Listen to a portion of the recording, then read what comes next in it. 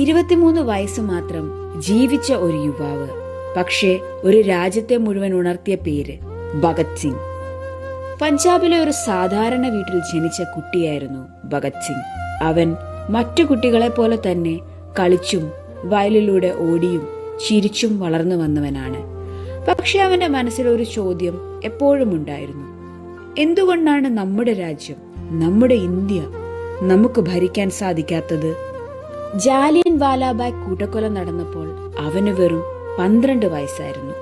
അവൻ അവിടെ പോയി രക്തം കുതിർന്ന മണ്ണ് കയ്യിലെടുത്തു.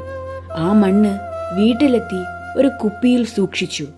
അത് വെറും മണ്ണ് നിറച്ചൊരു കുപ്പിയായിരുന്നില്ല, അതവന്റെ പ്രതിജ്ഞയായിരുന്നു: എന്റെ രാജ്യം സ്വതന്ത്രമാകണം. കാലങ്ങൾ കടന്നു. 1928 സൈമൺ കമ്മീഷനെതിരെ ഇന്ത്യയിൽ വലിയ പ്രതിഷേധം നടന്നു. ആ പ്രതിഷേധത്തിന് നേതൃത്വം നൽകിയവരിൽ ഒരാളായിരുന്നു ലാലാ ലജ്പത് റായ്. പ്രതിഷേധത്തിനിടെ പോലീസ് ലാത്തിചാർജ് നടത്തി. ആ ലാത്തിചാർജിൽ ലാലാ ലജ്പത് റായ്ക്ക് ഗുരുതരമായി പരിക്കേറ്റു. കുറച്ചു ദിവസങ്ങൾക്ക് ശേഷം അദ്ദേഹം മരണമടഞ്ഞു. ഈ ആക്രമണത്തിന് ഉത്തരവിട്ടത് ജെയിംസ് സ്കോട്ട് എന്ന ഉദ്യോഗസ്ഥനായിരുന്നു.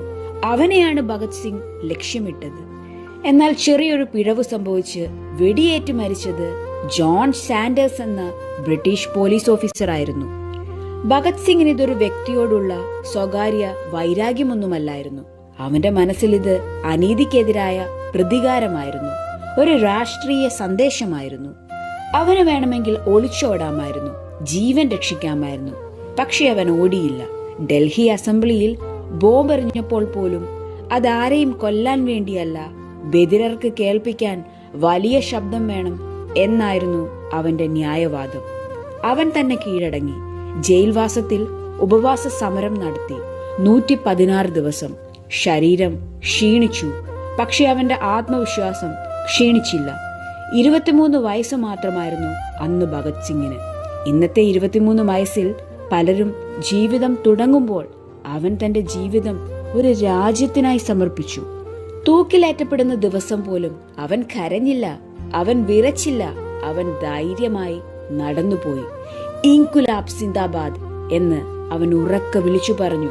അവന്റെ ശബ്ദം ഇന്നും ചരിത്രത്തിന്റെ കാറ്റിൽ മുഴങ്ങിക്കൊണ്ടിരിക്കുന്നു. ജീവിതം എത്ര വർഷം നീണ്ടു എന്നതല്ല, എത്ര നാൾ നാം ധൈര്യമായി ജീവിച്ചു എന്നതാണ് ചരിത്രം. ഭഗത് സിംഗ് മരിച്ചിട്ടില്ല.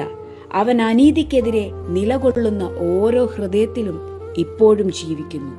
നന്ദി.